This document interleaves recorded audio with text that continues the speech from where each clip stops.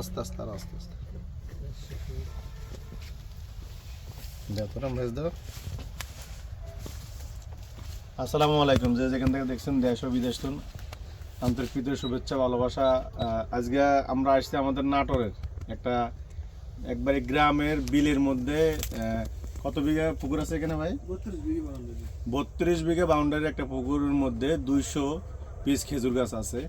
তার মধ্যে আমরা আসছি একটু দেখার জন্য। আসে দেখি ভাই আগে রেডি করে রাখছে, আমরা আসার আগে লাইরে দেখলাম। এটাকে কি গরু বলে ভাই?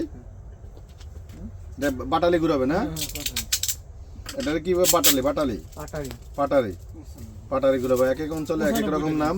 আমরা নোয়াখালী মানুষ বলি বাটালি গুড়, এরা বলে পাটারি গুড়। তো এটা খেজুরের অরিজিনাল গুড়।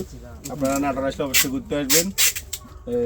এই নাটোরে অনেক সুন্দর ভালো দৃশ্য, প্রাকৃতিক এক গ্রামের ভিতরে বিলের মধ্যে সুন্দর 200 খেজুর গাছের দিয়ে এই বাটালি গুড়গুলো তৈরি করা হয়, এবং কি পাশাপাশি এর লেটকে গুঁড়ো তৈরি হয়।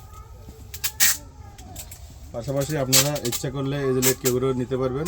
প্লাস বাটারি যেগুলো চাক হয়, আমরা দেখেন চাক আমরা যেগুলো সাধারণত খেয়ে থাকি, সেটা হলো এই যে এই জিনিসটা যখন ওই বাটির মধ্যে দিবে, সেই বাটিটা হলো যেখানে এই বাটির মধ্যে দিবে তখন এটা বাটালি গুড় হয়ে যায়, শক্ত হয়ে যায়। আর এটা হলো লেটকে গুড়, যেটা আমরা বলি খাজুরি খাঁড়। দেখার জন্য সকলকে ধন্যবাদ। আসসালামু আলাইকুম।